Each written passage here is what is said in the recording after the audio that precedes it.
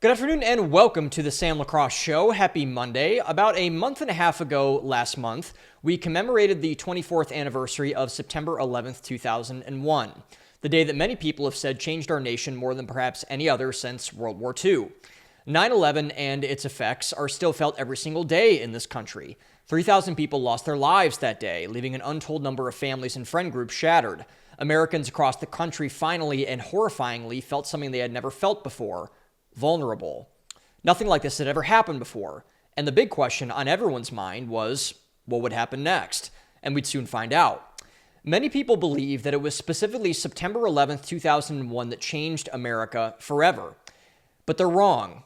Rather, it was a day after, a day no one seems to remember nor talk about, that holds far more weight. On September 16th, 2001, members of Congress gathered in an emergency session to vote on what was called the Authorization for Use of Military Force in 2001, or the AUMF Act. In the days after 9/11, there were two questions Americans wanted to answer. First, who did this? And second, what were we going to do to punish those people? The vote was set to answer the second question emphatically. The joint resolution granted the president, George W. Bush at the time, the authority to use, quote, all necessary and appropriate force against those he determined, quote, planned, authorized, committed, or aided the 9/11 attacks, or who held to harbor, help, or support them in any ways. Even though this is not a formal declaration of war, it was perhaps more dangerous than one. In an address 4 days after the vote and 2 days after it was signed into law, President Bush stated, quote, you are either with us or you are with the terrorists, in a joint session of Congress. I was almost 4 years old at the time of the 9/11 attacks. I did not live through them, nor could comprehend them. I've asked my parents and folks older than me about what the time was like many times. Well, they all haven't said the same thing per se. What they have said is that they, almost to a person, almost felt one overwhelming thing: tension. Tension due to the anger of the people who attacked us. Tension because we were unsure where this would lead. Tension because we were under an immense amount of pressure to do the right thing, particularly from the federal government.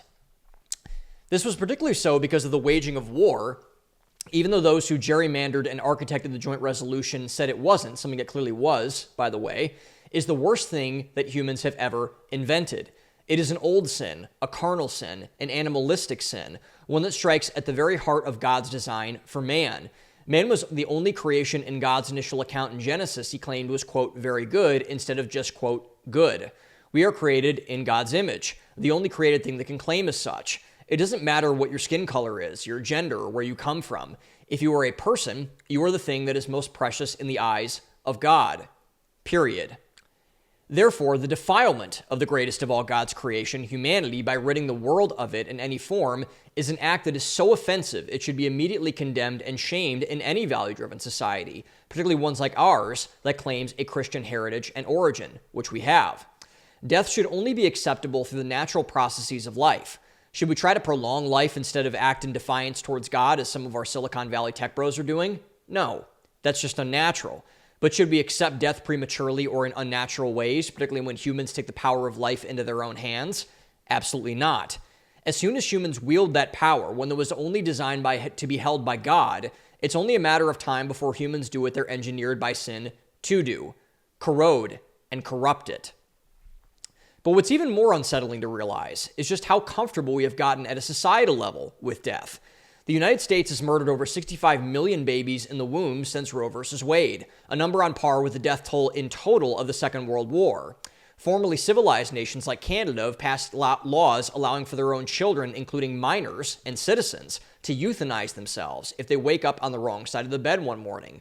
When was the last time you ever heard a somewhat relevant politician talk about how much the suicide rates have skyrocketed in recent years, particularly among young people? Try never. There are more important things to talk about, like how we should allow 5-year-olds to trans themselves, and why we shouldn't ban insider trading for members of Congress. But war undoubtedly takes the cake over all of them. The mass murder and slaughter of humans by other humans is appalling, disgusting, and immoral. This is not saying that we should not respond when attacked, as we were on September 11th, but the degree and quality of our response matters. There is no such thing as a quote-unquote just war, as so many have arrogantly tried to claim there is. Humans killing each other is the definition of unjust. We cannot just have any response to any attack, particularly when nation rises against nation. Which brings us back to the joint resolution of 2001. The only member of Congress to dissent was Barbara Lee of California. The only one. Think about how extraordinary that is. This is not an argument for or against the resolution. That's a whole separate issue. But where was the quote-unquote anti-war left? The hippies who raged against Vietnam, the fiscal conservatives who supposedly hated government spending, the small government libertarians who knew that by doing this, the government was going to get a whole lot bigger and a whole lot more expensive. Well, nowhere to be found, as it turns out. They all fell in line with war. Every single one of them. I don't know Barbara Lee. I don't think she would agree with me on much. I don't think I would agree with her on much. But on this topic, her bravery was absolutely stunning. When giving reason for her dissent, Lee criticized it, and still, to her credit, continues to criticize it, as a blank check for the federal government quasi-unlimited power to wage war without debate or discussion on how it is waged. Barbara Lee was eviscerated for her stance. Both then and now, people threatened to kill and rape her. Members of Congress tried to primary her. She was societally shamed from every level of polite society, all of which had turned ravenous for bloodlust, for revenge, for war. Yet one fact remains from that tumultuous era, one inconvenient fact that we have yet as a nation to reconcile. Barbara Lee was and remains absolutely right. In the past 24 years, the AUMF has been used and weaponized by the American political class to turn the United States government, not any group we claim to be fighting, into a global terror state. When the AUMF became law in 2001, the President of the United States had all authority to launch military operations without any congressional approval, oversight, or transparency. Between 2018 and 2020, for example, the United States government claims to be involved in quote-unquote counterterror activities, whatever that means, in 85 countries across the globe. Of those, 22 of them have been described as quote-unquote classified military campaigns. Translation, we're at war with the entire world. And mind you, this doesn't even include the wars that Americans know about, by the way. What places are those? Somalia, Libya, Syria, Venezuela, Haiti, Kyrgyzstan, Palestine, Somalia, Bolivia, Egypt, Ukraine, Yemen, Bahrain, among others. In addition, the United States has been active participants in 3 hot wars over the past 3 years. The war between Ukraine and Russia, and the wars between Israel and Iran and Gaza. And we're not done, by the way. The Trump administration is actively flashing talks of regime change in Venezuela once again, particularly with their opposition leader recently receiving the Nobel Peace Prize, continuing to prove that award itself is, at best, an absolutely terrible rendition of a terrible joke. So 2 questions must be asked at this juncture. First, has doing any of this and turning America into an imperialistic war machine actually helped any of the countries that we've gone into at all? This is the problems with all of them, if you remember. We're quote-unquote spreading democracy. They don't like that women can wear bikinis, apparently. They, quote, hate us for our freedom. Well, as it turns out, all of that turned to be a lie. Every single bit of it.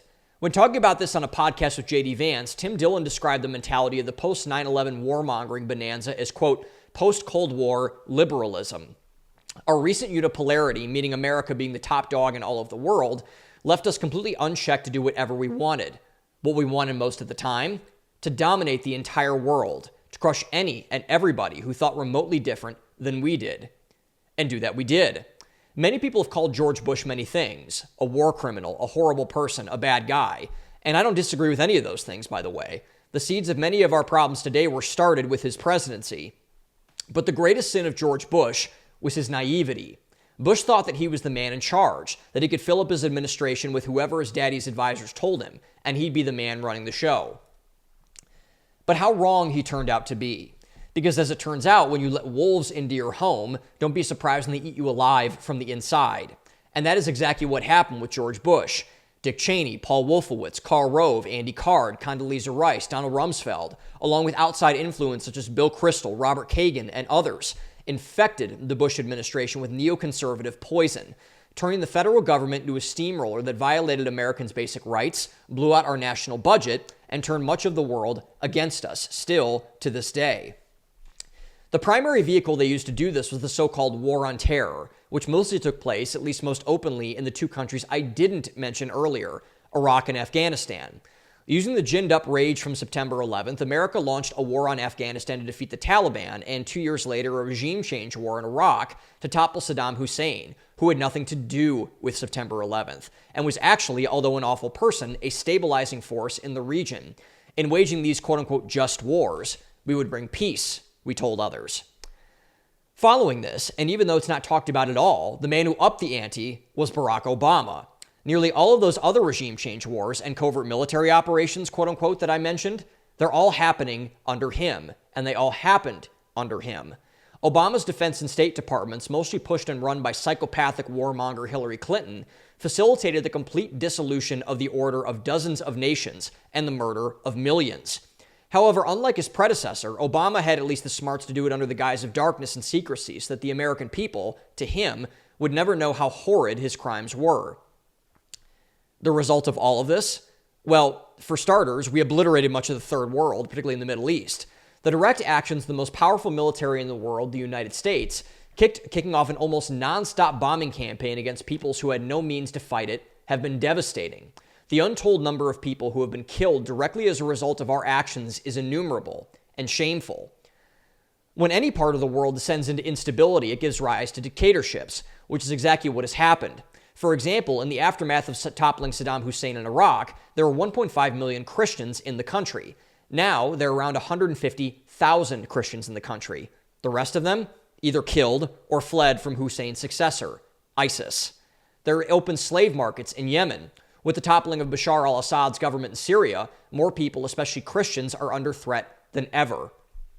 Furthermore, many more people from the Third World, and the Middle East in particular, have been displaced. When instability arrives at your door, you flee to what you deem the most stable place you can find. So ask yourself, if you're a man with a family, for example, in an Arab country, your home just got bombed, a tyrannical government is now in power and wants to kill you, and you have a wife and children with no economic means of providing for them, no future of education or lifestyle, where would you go? The answer to that question for many, and more than likely for you in that scenario, is Europe, which is where the majority of them flooded into after the war on terror turned their region of the world into a parking lot. At the start of this underreported great migration of Arab and Muslim country groups, and Muslim people groups, into Europe, very few people, save for Douglas Murray, commented on it. Do you have a problem with immigrants or something? What's wrong with multiculturalism? Don't you like hummus? What do you mean assimilate? Shut up, bigot. Take your Islamophobia and racism somewhere else, you nativist. It's my contention that most Europeans have no real problems with immigrants or hummus for that matter. But like any self-respecting country, assimilation is a must for someone coming into your culture. There are some things you must check at the door to be a part of something greater than yourself. And this runs in the inverse, by the way. It would be the same if a European person wanted to immigrate into Iraq, for example. This is why open marriages are a disaster. Because what's the point of a marriage if you're allowed to sleep with other people? There is no point, as it turns out. Boundaries matter. Respect for tradition matters. Rules matter. But it didn't matter to Europe, however. Instead, they did the quote-unquote compassionate thing and the quote-unquote loving thing. Threw open their borders to anyone who would, quote, enrich their culture. What has happened since? Well, to put it mildly, civil war, a very fight for Europe's soul. Sharia law is being voted on in Britain. Pakistani rape gangs are allowed to run wild. European culture is being danced upon by people who know nothing about it. Europe has fallen by their own hand. It's only a matter of whether people want to be honest about it or not. However, the questions Americans should be asking about our evolution of our warmongering nation, the one that caused the Middle East to be turned into a parking lot, Europe to commit cultural suicide, and the rest of the world to hate us, is the following. What has this done to us as a country? Well, for starters, look at the balance sheet of the United States federal government. The American national debt at the end of 2001 was a massive $5.8 trillion. To finance the war on terror, we added another $8 trillion that we didn't have on top of that, burdening the middle class the far larger financial obligation than they were designed to bear. The blowing out of our deficit spending led to the 2008 financial crisis, an event that nearly toppled the world economy because of our debt, to have an even more devastating blow than it did. The same can be said for COVID, which acted as a de facto wealth transfer from young Americans to old Americans. As it stands today, the national debt is more than 7 times what it was in 2001, with no plans at all to pay it off. Due to America blowing up half the world in the war on terror, we have almost no true allies left on the world stage. The only quote-unquote allies we have, such as Israel and NATO countries, only want us for 2 things: our money, and our weapons. We have nothing in common with them either culturally or strategically. In addition, the people we fought against, most notably China, Iran, and Russia, are still aligning together, all pushed in the corner by our stupid neocon class. But the most shameful thing that has happened as a result of America's war machine, by far, is what we have done to our veterans. The price of the riches of our ruling class, due to them raging across the world, is the steepest one we can pay, that of the blood of our soldiers, most specifically, our young men. To craft them into the shock troops for this imperialist conquest, several things must be done. We start out by brainwashing them. Vietnam War veteran and anti-war activist Scott Camille, a personal hero of mine, opened up a brilliant Netflix docuseries with a chant that was beaten into his brain during boot camp. Quote, "I'm going to go to Vietnam. I'm going to kill some Viet Cong. With a knife or with a gun, either way, it will be fun." End quote. Camille and many others committed war crimes, had equal or worse evil done unto them, and were thrown back into American society to fend for themselves. Camille, before turning his life around, had fantasies about assassinating politicians and blowing up federal buildings. Next, we throw them into hell. Most of the war on terror was fought in demonic Muslim countries who hated Americans, Christians, and our imperialistic nature, and anything really that came from the West because of that reason. They didn't want to just hurt our soldiers. They wanted to brutalize them. It's why they made IEDs to blow their legs off. It's why ISIS drowned them in cages and chopped their heads off on YouTube. It's why they use women and children as shields and deterrent to force so many of our strong-willed young men to make an impossible choice. Your fellow American soldiers, your brothers, or the life of an innocent person caught in the middle of a conflict. And finally, we tell them to come back and pretend that everything is fine. Just get a job. Those 4 years, quote-unquote, defending some godforsaken desert in the middle of nowhere, that shouldn't define your life. Move on, they say. Find a girl and settle down. Get a job as an accountant. Don't worry about unwiring your brain. That's just a quote-unquote warrior's mindset. Sure, you've been trained to take life for your entire adult life and have been surrounded by people who've wanted to kill you for God knows how long, but that's over now. Go to the VFW or the AMVETS and cry about it. Maybe they care. But they don't. The VFW and other veterans organizations funded by the federal government have failed our veterans, particularly those from the war on terror. Our young men who come back grow up in a completely different world. No one could have possibly had a hope of a vet from Korea or Vietnam talking to them about social media or dating apps, the dire financial situation from no one with a college degree and or 4 years behind the 8 ball in the workforce.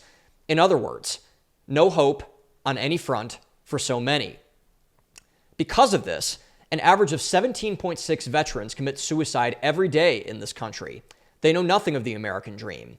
For many of them, their best means of support are a bottle of alcohol, a handful of pills, endless pornography, and a bag of weed. They have no resources. They have no means of connection. They have no next mission. So as they've been trained to do, they take matters into their own hands. The fact that this isn't addressed is a black eye on America, particularly on the leaders who pushed and still push it. One of them was my best friend, Dylan Franciscus, deployed in the 1st Battalion of the 18th Infantry Regiment to support Operation Allied Refuge, otherwise known as our withdrawal from Afghanistan, in the summer of 2021. Dylan was the best of America. He was hopeful, optimistic, and a good person. He would do anything for anybody, and did, far more than me. He was a better person, man, and friend than I was. But all of that was torn from him when he was sent into the hell created by our military-industrial complex to clean up the mess our leaders didn't have the balls to clean up for themselves. As immortally put by Tommy Shelby when asked about his return from France after World War I, quote, "No one came back." Dylan didn't either.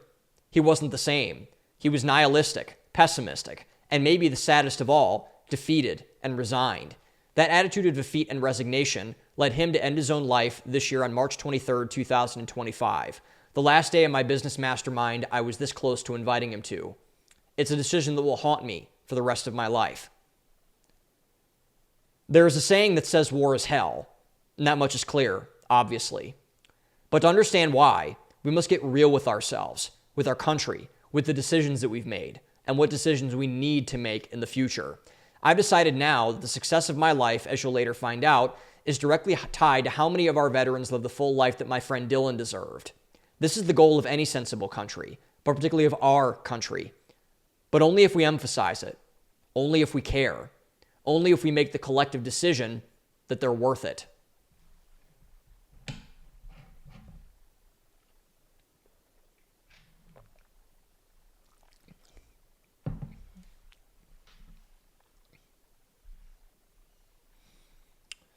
Okay, so how did this all start? How did we get to a place where America has been turned into this, again, this imperialistic, war machine who doesn't have a moral compass or stature in the world, and we've gotten just devalued everything else? It started with a movement called neoconservatism. And neocon is a word that's been thrown out a lot, especially recently.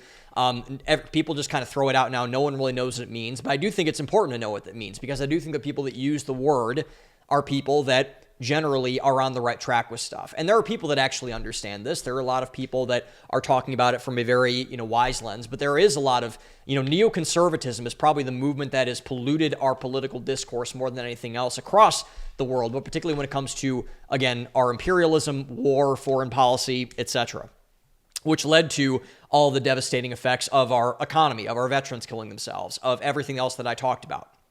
So what is neoconservatism? Let's start there. So neoconservatism is really begins in a group, or with a group, called the Project for the New American Century. It was the think tank in Washington, D.C. after the Cold War that really kind of ramped up steam. And that branched out into a magazine called The Weekly Standard that was very, very very, very popular, I should say, in Washington, D.C. Tucker Carlson wrote for it for a while. Tucker was a really big cheerleader of the war in Iraq. He since repented of that and is now very anti-neocon, which is a big reason why I like Tucker as much as I do, because he can actually admit when he's wrong, which almost nobody can these days. And so that's neither here nor there. But the two primary people at the head of this movement were two guys by the name of Bill Kristol and Robert Kagan. And it was all based off of a paper that went viral in terms of it was called our unipolar moment, about really how after the Cold War, the Berlin Wall just fell, the Soviet Union was falling apart, and America was really the superpower in the world. China was still very much behind us. They hadn't ascended as much yet. Russia fell apart, Germany fell apart. Really, there was no one other than the United States that was going to dictate how the world went in this way. And so, really, it was a very unique opportunity for many things, and for many good things, by the way. I'm not saying we shouldn't have taken advantage of it after the Soviet Union fell. But what the neocons put together was that they needed to capitalize on it through this unipolar moment. And the way they wanted to capitalize on that was through the military. And the way they thought that this would be best used, this unipolar moment, they wanted to use the arm of the U.S. military to make the world more like America at all costs. Because we had just finished this massive campaign for nearly 50 years against the spread of communism in the world. We'd fought several wars over it. Before that, we were fighting fascism, a bunch of other things. And so we had triumphed over those ideologies. And so we had American Western democracy, representative government. And we saw a lot of things in the world that were not right. Like I said, like Saddam Hussein was a dictator. You had a bunch of different things, the Soviet Union, everything else. And so now what we kind of said, and what the neocons kind of said, was that, okay, it's our turn, and now we can use the military primarily as a way of going around the country, or around the world, I should say, by the point of a gun and saying, hey, become a democracy or else, essentially.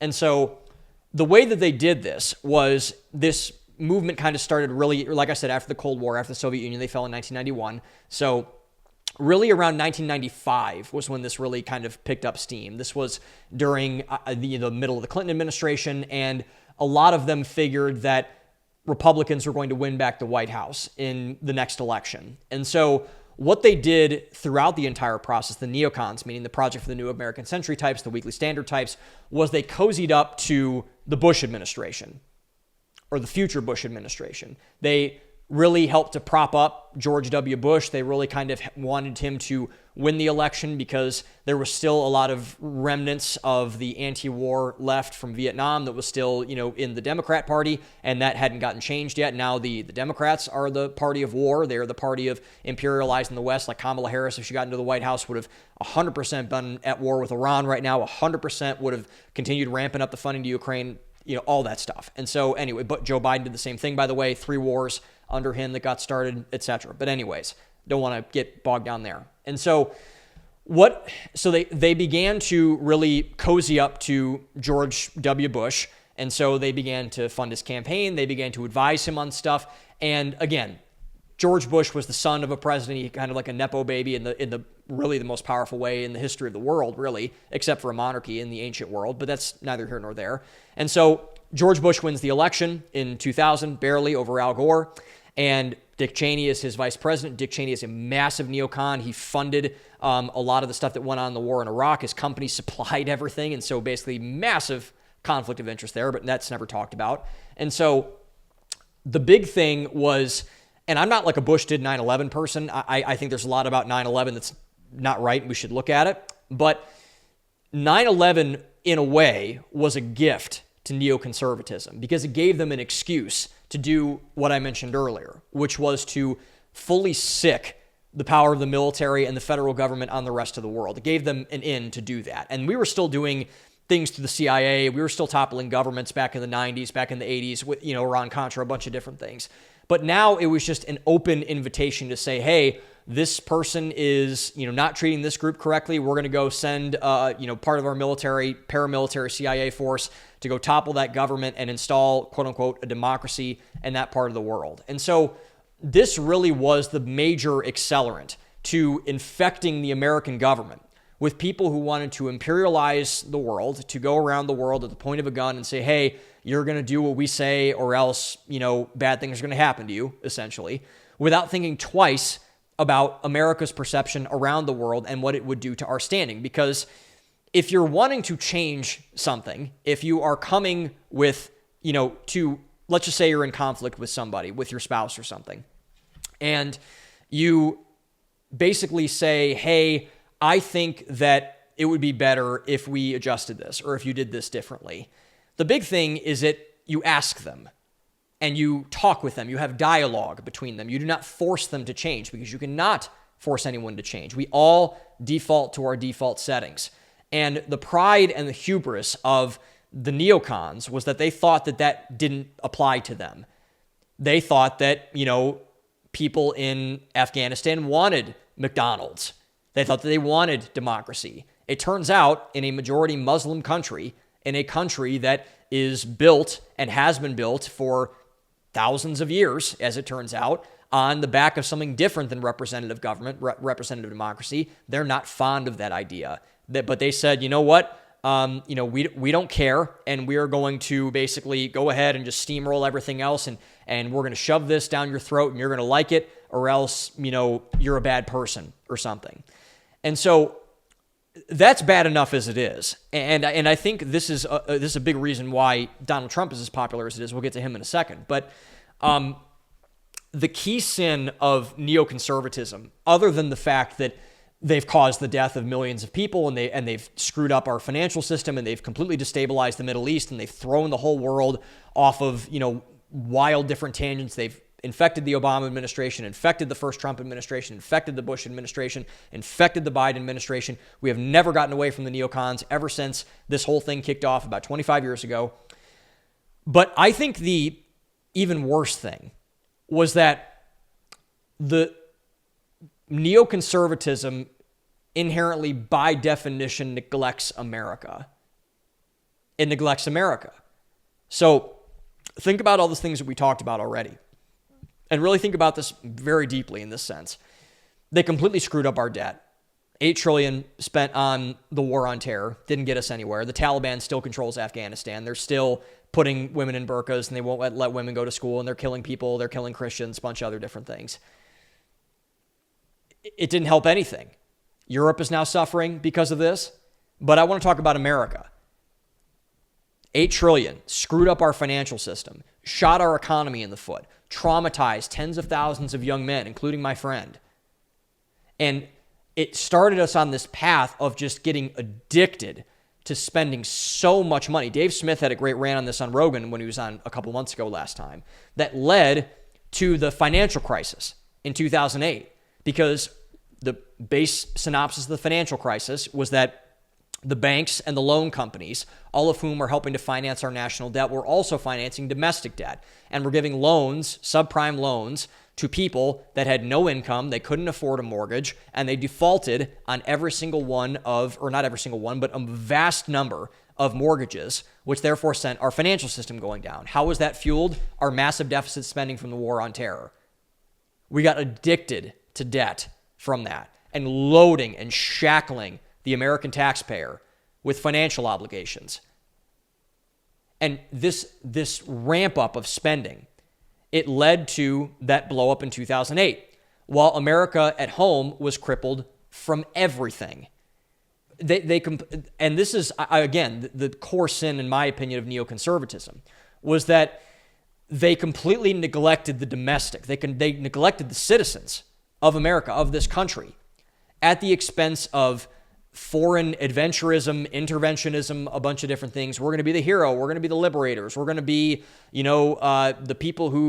the troops in America who stormed into Berlin and liberated the capital city of Germany from the Nazis. It's like, no, you're actually not. And you should have some self-awareness before trying to do something like that. And so this focus is now from our political class, from our ruling class, from all the people that really helped to push this out. We are now addicted to the rest of the world and how it is doing. In other words, globalism. Globalism is another word that is basically, thrown out a lot with a lot of people not knowing what it means. Here's what it means, in a way. You care about the rest of the world more than you care about your own country. And that's not saying that's not, a lot of people, it's treason to say that. It's that. It's like, no, it's not. It's not. If you care about the rest of the world and another country more than your own country, whether it's Ukraine or Israel or Iraq, you need to get your priorities right. And what this has resulted in is this hatred of the American citizens by our political class. They look down on their own citizens and their voters, by the way, who put them into office, for not, quote unquote, caring about the rest of the world. Oh, you don't care about Ukraine? Oh, you don't care about Israel? You don't care about women not getting educated in the Middle East? I'm sure Americans care about all of those things in one way or another, difference of opinion here or there. But Americans are by and large, very good and very nice people. They probably do care that there are starving kids in Africa who can't get clean water. But when you look at your population, your citizens, and you say these messages and you kind of use this dog whistle covert language, it's like no wonder why they hate you. Like no wonder why we've seen such a revolt in our political system. No wonder why it's been so destabilizing and so jarring, because, why wouldn't they hate you? Why wouldn't they hate you? That's the better question. If you have open disdain to them because of some moralistic, fake white knight syndrome, it's like, get over yourself. You're not better than anybody. And the issue is the neoconservative class, which is now basically the de facto state of being in our foreign policy establishment and our federal government. That's why so many of them basically are panicking at this point, because they don't understand how much they're hated and why they're hated. But the reason why is very simple, at least in my view. They're hated because they care about something more than the well-being of their citizens. And that is a result, or that is going to result and has resulted in disaster for America, for them, and for the citizens. It's not healthy when your ruling class favors something more than the citizens, more than the people they're responsible for. If you're a parent, you wouldn't do that with your kids. You wouldn't care about someone else's kids more than your own kids, and you probably love other people's kids. But you care about your own kids first. It's the old adage of, you're in an airplane and you hit turbulence and your plane starts to go down. Put your own mask on before you help put someone else's mask on. And we have not done that, which is why there's so much turmoil, instability, because we're finally having people say, enough.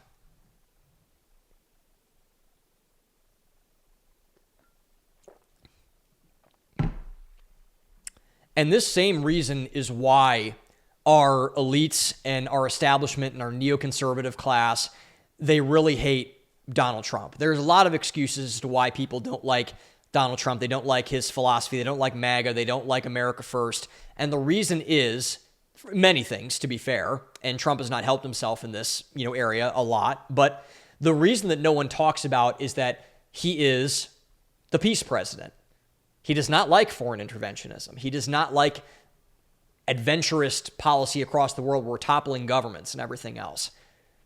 And Trump has had slip-ups and issues there, particularly as it relates to Israel. But by and large, he is far and away the most peaceful United States president in the past at least 30 years. At least 30 years. He is now, with this, I want to talk about this ceasefire in a second, between Hamas and Israel. He has now solved and mediated 8 wars in less than a year. It's crazy. It's crazy. Well, less than 8 wars in as many months, really. Took office in January. I'm recording this, 9 months, recording this in October. Basically a war a month he's ending, which is crazy. And so this, I don't want to get into too much of the details on the Israel-Hamas ceasefire, but everyone is saying correctly, and this is right, that it's an absolute miracle of a foreign policy achievement, particularly being and given that all of the pressure that Trump is under from the Israel First crowd, inside of his own administration, and given a tone shift that he's been signaling in the Middle East since May. A lot of people are focused on really what happened over the past weekend. They should, with the release of all the hostages and the stopping of the conflict between Israel and Gaza. Of course, that's all wonderful. But there was a tour that President Trump went on earlier this year, I believe in May, when he went over he visited, I think, Saudi Arabia, visited Dubai, visited a lot of, the Gulf states over in the Middle East.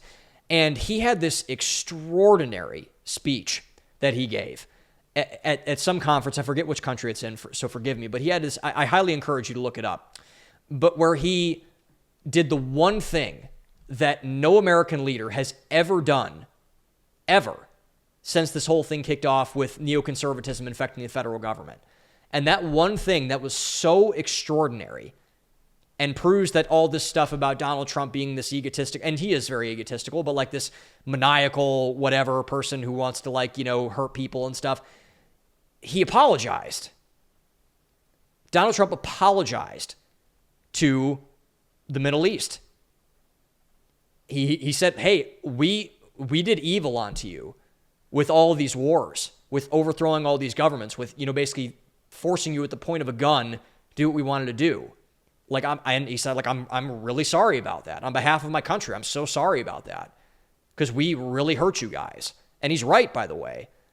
And I remember just seeing the reactions of, oh my God, the gasp of people oh my God, he's cozying up to Qatar and he's doing all these things with the Saudis and blah, blah, blah. It's okay. Are they perfect? No. But are we perfect? No. Trump is a builder. That's what he's done his whole life. He's a real estate guy. He's a casino guy. He's a hotel guy. I stayed in the Trump Tower one time. It's very nice. But he does not want to destroy things. It's not in his nature, which makes him inherently opposed to neoconservatism, which is built on breaking things, on forcing your way into an issue. And so, as I mentioned, for all the reasons why our elites hate Trump, they hate the way he talks, they hate the way he tweets, they hate the way that he says things and this, they really hate him over his foreign policy. And you could tell in terms of the Israel and Hamas ceasefire. Obama didn't congratulate him. Joe Biden and Anthony Blinken, who basically caused all of the wars that happened under their watch, basically said the peace plan was actually, our idea. No, it wasn't. Stop it. It wasn't. And so people on both, the left and the right, Mark Levin, Qatar,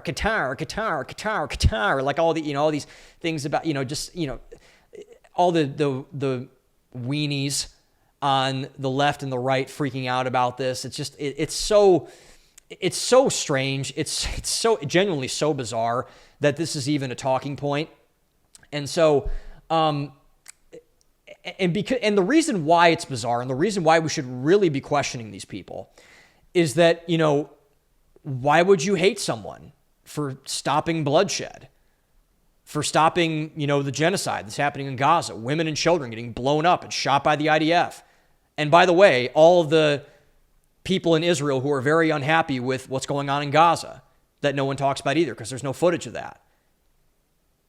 And there was this amazing clip. So Kamala Harris is on her book tour right now. I saw something on X a couple weeks ago where it was one of the funniest tweets I think I've ever read in my entire life, where someone said, as your fantasy football punishment for losing, you should have to buy a ticket VIP to a meet and greet with Kamala Harris and go to one of her book tours. And by the way, she's crushing on this book tour. Like, she's doing really well. Sold out arenas, selling tickets for like $2,000. Book is flying off the shelf. It's a legitimate bestseller. So, good for Kamala Harris. I mean, hey, she wants to sell a book. She just, ran for president, wants to sell a book, wants to run for president maybe again. You go. I don't care. And so sell your books. Get it all out. So the reason why, but before I get into this, so she was there. There was this clip. I believe she might have been, I know Hillary Clinton, I think, zoomed into one of her things, but she was talking with somebody. I don't know who she was talking specifically with, or if we know the person at all, or if she was just talking, but there was a massive breakout of protest in the back of an arena. She was doing a really large, like, amphitheater area. And this young woman hops up from the back left. You guys can look this up. It's a really, really wild clip. And she basically yells, like, you're committing the genocide, like, this is all your fault, like, Gaza's burning because of you, like, you're a war criminal, all this kind of stuff. And Kamala just snaps and she's like, no, like, it's not my fault, blah, blah, blah, blah, blah. Which, of course, that woman is right. Like, she's very much right. Because, like I said, there were, like, her speech, by the way, and one of my favorite fun facts of the last, year or so, her speech at the DNC, where she accepted the nomination for the Democrat presidency, or the presidential nominee on behalf of the Democrat Party, was written by John Bolton, who wants every war in the Middle East. And so he wrote all that stuff, and she was very hawkish and very this and very whatever. And I was like, oh boy, if this lady gets into office, we're going to be at war with the entire world. And we would have been. So thank God that she did not win for that reason specifically, among many other reasons. But going back to Trump on this, and particularly in the aftermath of the Israel and Gaza ceasefire, the real reason why our elites and our establishment hate Donald Trump so much is that he is a throbbing middle finger to all of their policies. So I've talked about this multiple times on the show, but Trump's sin, quote unquote, to the people in our political class was not that he broke anything.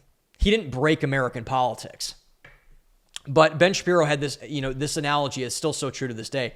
Trump was not the person who killed politics. He was the person that pointed out it was dead and acted as the coroner to take the body away. So Trump's sin was not that he somehow broke American politics. He didn't. But he pointed at all of the other things that everybody else broke, both on the left and the right. And now he's trying to fix it. There's the hilarious thing he always says about, like, they broke it, Trump's going to fix it, like, whatever it's going to be. And that's not wrong, by the way. It's not wrong. Because everybody knows that deep down, the people that perpetuated this death cult, which is what it is, it's hilarious because Douglas Murray wrote a book called Democracies and Death Cults about the war in Gaza. And Hamas was the death cult, which I'm not saying they're not. They certainly are. But it's hilarious that he also wrote a book about neoconservatism and why we need it. That's literally the title of the book. You can look it up. And neoconservatism, by definition, is a death cult as well.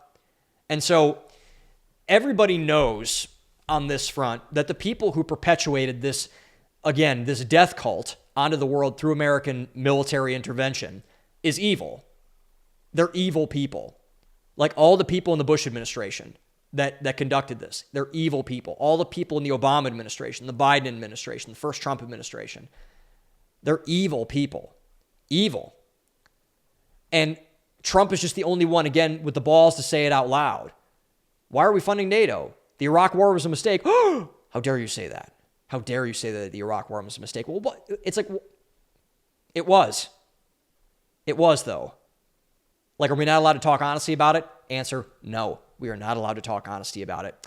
And this is where, a lot of people are objecting to this whole, peacemaker president, quote unquote, sort of thing. And I love, by the way, that Trump is branding himself as the peacemaker president. Because in doing so, he's so good at branding in general. He's done this so well for his entire life, and even so much so in political terms, because it points out who the real enemies are, who his opposition is, who the opposition of the American people is. And who is that? The people who want war, the people who want destruction, the people that want death. Because that's what these people want. If you want war, you want people to die, period. If you cheerlead a war, you want people to die. You cannot have war without death. They're not interchangeable. They are completely interrelated. You want things to be destroyed. You want all of that. And what we're seeing clearer than ever right now, is that Trump genuinely cares about life. And not only life, but about people living well. Like, he wants people to prosper. That's why he's so bullish on the Middle East. And by the way, does he have conflicts of interest with real estate there? Yes. That's why he sent Steve Witkoff over there. That's why he sent Jared Kushner over there. So is that corrupt? Absolutely, that's corrupt. And I don't approve of that. But I do think that he wants the Middle East and all the massive oil money they have over there. He wants those people to live well. And he should want people to live well. I want people in the Middle East to live well. I don't want them living in, this hellhole with all these terrorist groups running countries and a bunch of things. Like, I don't want that for people. No one does. Well, some people do, which I mentioned earlier, but most people don't. And there was a very revealing comment. I believe it was after Trump got shot, and Tim Dillon had Alex Jones on a show. And Alex Jones had one of the smartest observations of Trump that I'd ever heard, was that, he basically said, look, think of what Trump's business was before he got into politics. Casinos, vacation resorts, golf courses. Like, he wants people to he wants to be Rodney Dangerfield in Caddyshack. He wants to be Al Shervich, where he's dancing on the golf course, and he's got the music, he's got hot people around him and stuff, and he's drinking. And Trump doesn't drink, but he's drinking and having fun, and people are they're laughing and everything else. Like, we should be running laps around this. This is, and that is the ethos. That is Trump's philosophy on this stuff. He wants people to live well because he likes to live well. Trump loves luxury, and he wants people to love luxury. He wants people to live a luxurious life. Go play a round of golf. Go take a vacation. Go roll some dice at the casino. Hey, whatever. And that's why they hate Trump so much, the neocons and the political establishment.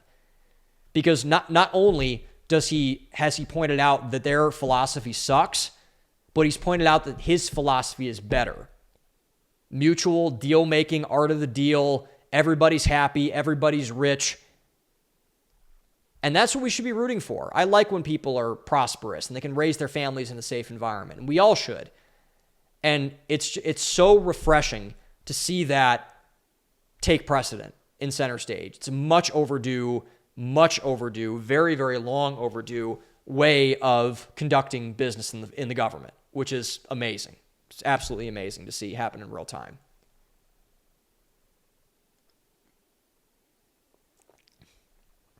Which leads me into the person that Trump put in charge of the U.S. military in the aftermath of this fallout of neoconservative politics, which is Pete Hegseth.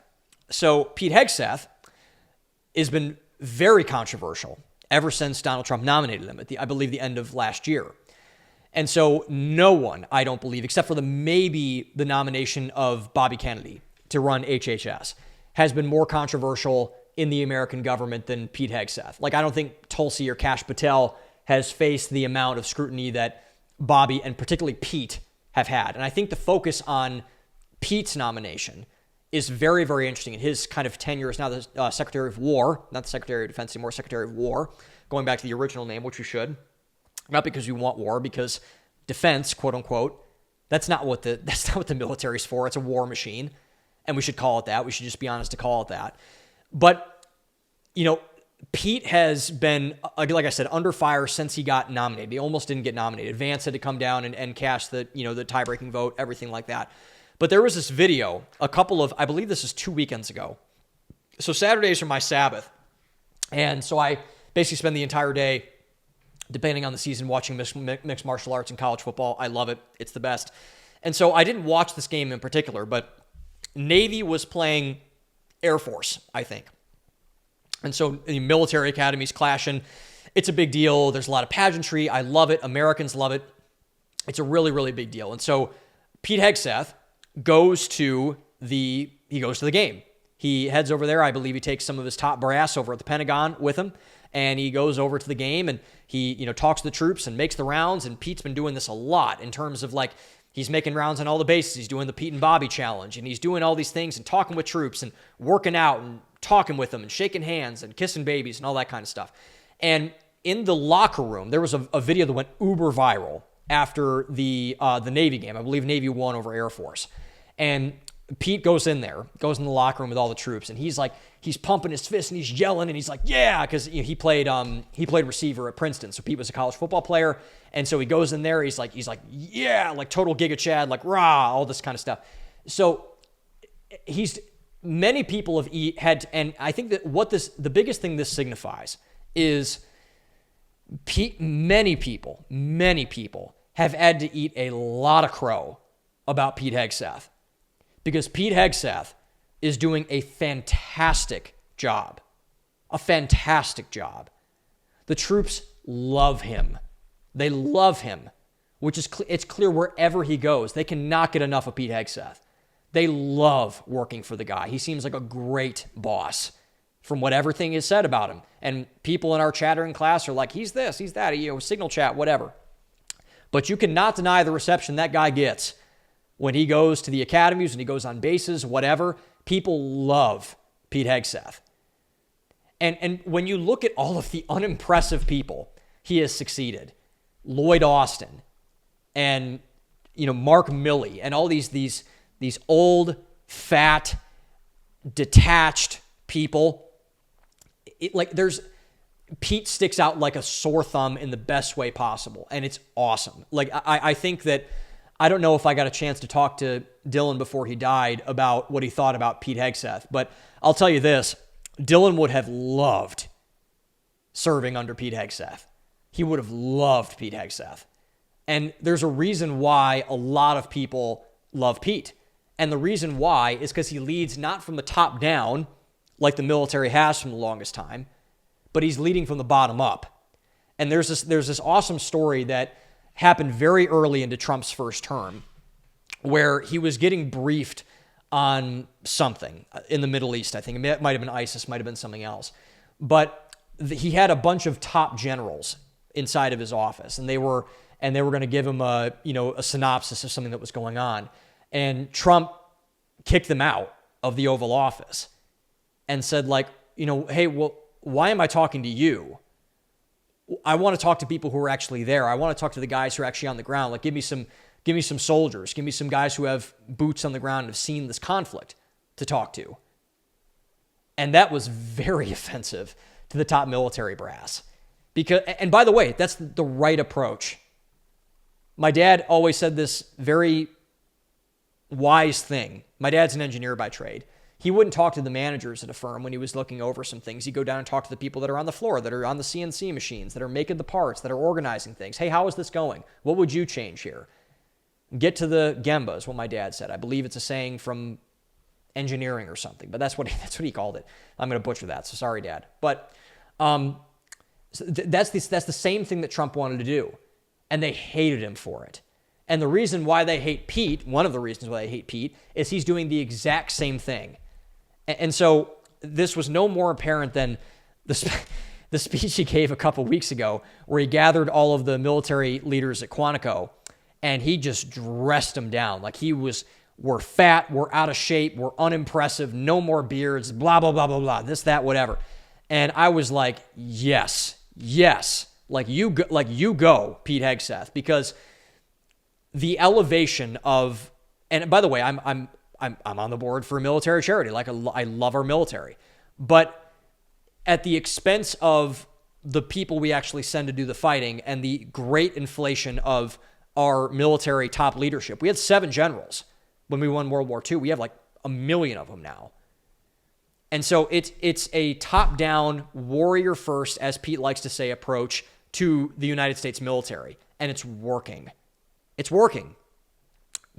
So people like to say that image doesn't matter, but image matters. We do judge books by their covers. Don't pretend like you don't. I do, and you do, which is okay. We should just be honest about it. And so this whole like image doesn't matter. Oh, it doesn't matter what you look like, etc. And we obviously shouldn't do this with like race or gender or anything like that. Like that's immutable characteristics. That's stupid and nonsensical. But this is an inherently leftist thing to say. Image doesn't matter. Don't judge a book by its cover. And the reason why is because the people that say this to a person themselves feel inadequate and unimpressive. And they want to hide their inadequacy and their unimpressiveness by saying, hey, if you judge me by the way that I look or the way that I speak or the way that I present myself, then something's wrong with you, not me. But that's just not how this works at all. And all of this to say that who you have running the show matters immensely. Who you have as the face of a franchise in professional football, who you have as the leader of a military unit matters. The leader of a company matters. Everything like that matters. And people are like, well, it's like you shouldn't base hiring someone based on their looks. No, but do looks matter? Yes, of course they do. And Pete is, I say all this to say, Pete is the exact face of who should be running things in the military, in the Department of War. He's smart, competent. He says what's on his mind. He cares for the people that he leads. He's handsome. He's remarkably articulate. He's a former Fox News host. He knows the people he's talking to. He's run several military charities in the past with veterans. All of these things are making Pete Hegseth the person that needs to run the military. Someone needs to be someone like Pete Hegseth to do the job that he's doing. And he's doing a remarkably good job, as I mentioned, a remarkably good job. I've been so impressed by how well Pete's been doing. And in addition to that, what I think is also important to say is that Pete is a reformed neocon. He's a reformed neocon. Pete Hegseth was a massive cheerleader for the war on terror. And he said that. And he has apologized for that. And he's repented for that. And he has said openly, he said it in the speech to the generals at Quantico the other day, he does not wish war on anyone. And I think he means that. He served in the Middle East. He served in the war on terror. He dropped out of, or no, I don't think he dropped out of Princeton, but he left he could have had a great job when he graduated, I believe, 2 advanced degrees from Princeton. And I don't know where he went. I believe maybe Harvard. I don't really care at this point, but 2 advanced degrees from 2 Ivy League schools. And so he could have gone anywhere, would have gone for a consulting company, whatever, McKinsey, okay. But he went to serve in the military. He was former wide receiver, former football player, etc. But he went to serve our country, and he had a neocon mindset, and he went back and said, okay, that wasn't right. We shouldn't have done that. And he adopted this kind of Trumpian, Jacksonian, Andrew Jackson, approach to foreign policy, which is essentially, don't get yourself into a fight. But if you do get into a fight, carry a really big stick and use it if you need to. But don't go to the mat for it if you don't have to. And so that's again, peace through strength. That's what all of this is. It's a deterrent strategy. And Pete's the perfect guy to run that. He's the perfect guy for the job. And I got to hand it to President Trump, man. He chose very well on many of his appointments. And I can't think of a bigger rock star that he has picked for this than Pete Hegseth, because he's doing a masterful job and he deserves a lot of credit for it.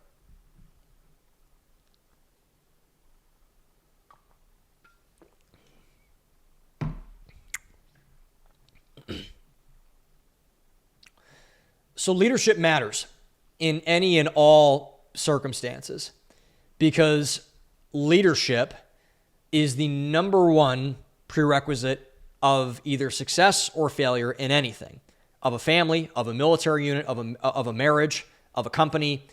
Leadership matters immensely. Jocko Willink has this famous quote that I say all the time: there are no bad teams, only bad leaders. There are no bad teams, only bad leaders. And that's a very honest statement, but it's a very true statement as well. So if you want to see massive change, for good or for bad, purge leadership. And if you want to see massive change for the good, you need to purge bad leadership and get new ones, particularly in life or death situations. This is why the Pete Hegseth appointment matters so much, because Pete is proving to be a very effective leader when it comes to this stuff. He's been very effective. And so that matters when you are comparing that to Lloyd Austin or Donald Rumsfeld or whoever else. And so this is because the reason why this matters is that veterans are, as I mentioned, they're killing themselves at high rates, particularly for two reasons. The first one is that they are getting sent into or have been sent into the wood chipper by leaders who have not cared for their well-being, and they have used them as cannon fodder to enrich themselves in various ways. Board seats, prestige in the U.S. government, social media clout, etc. And they are exposing them to things that no one should be exposed to, evil things, diabolical things, demonic things. And they don't have to, but they have done that over and over and over and over again, which is why we have this massive problem and issue with military vet suicide after they come back. Like I said, 18 a day. That's unacceptable in a country. That's unacceptable. It should be unacceptable in a civilized, quote-unquote, country like America. It shouldn't be that way. And the second reason why I believe that vets are killing themselves so often is that they're given no support and no next mission after they get back. They're just, again, fend for yourself. No support, no guidance, no structure. And when you don't have support, guidance, structure, it leads to feelings of purposelessness, isolation, hopelessness, which is driving the suicide epidemic for veterans. And it is an epidemic.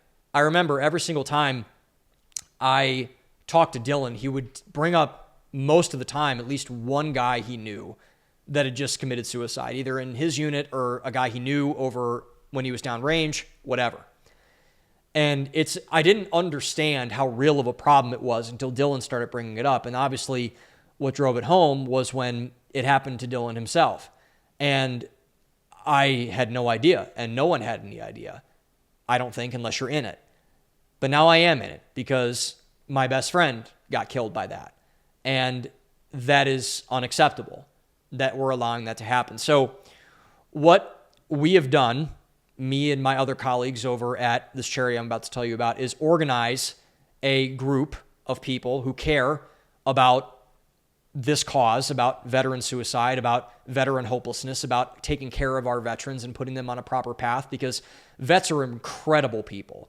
I'm sure at least everyone on here at least knows someone who served in the military. They're remarkable people for the most part. There are some bad apples like any population, but they're resourceful, they're caring, they're loving, they're driven, and it's a massive, massive opportunity that we have to help mobilize our veterans when they get back from combat missions.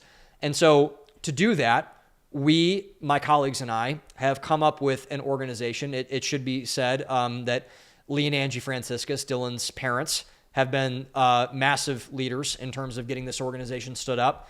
And so I've known them for a very long time. I've known them for most of my life, probably about close to 20 years at this point, if not more than 20 years. I basically consider them, an aunt and uncle figure in my life. They've always been very, very supportive of me and everything in terms of that I've done.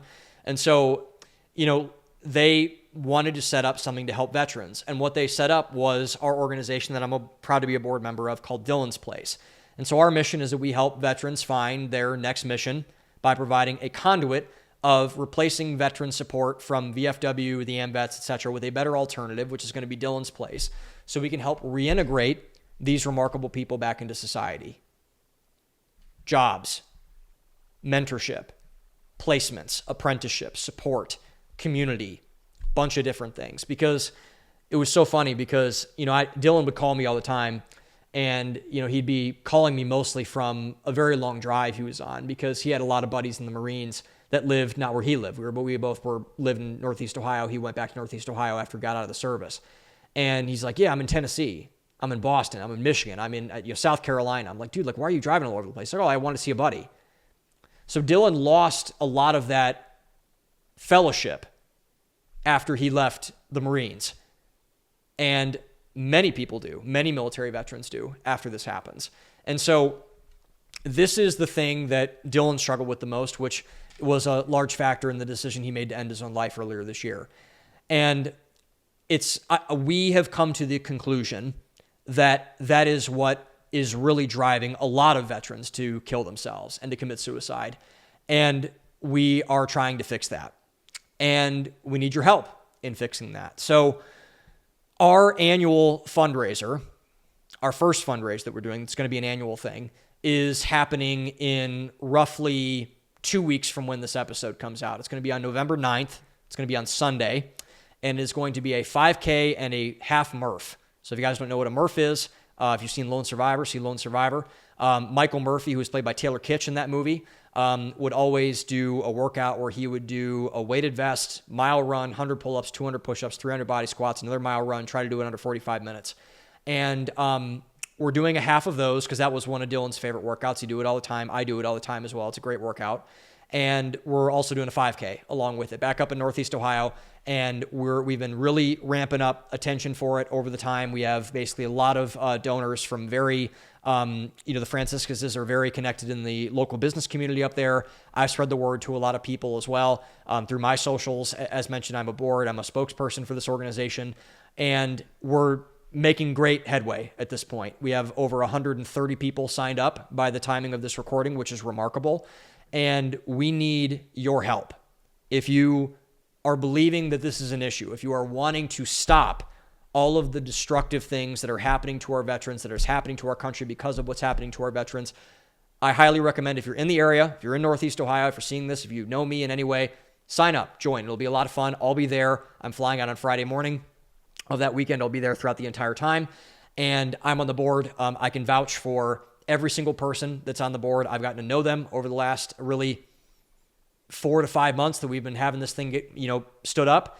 And they're remarkable people. Their hearts are in the right place. Angie and Lee are putting very significant personal resources into all of this organization. They're taking this very seriously. And this is a very, very big need in terms of we need institutions that help veterans. We need organizations that are helping veterans get on with the rest of their lives in a positive and constructive way after they come back from military service. And the way that you can do this is through dylansplace.org.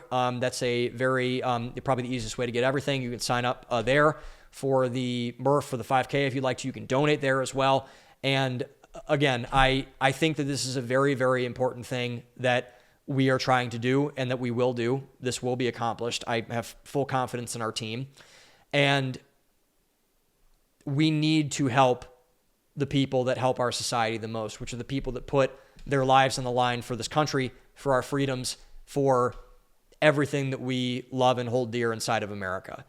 And we can start by taking care and setting an example for our veterans that so bravely served in the War on Terror, which is primarily what this organization is going to be for, the GWOT guys.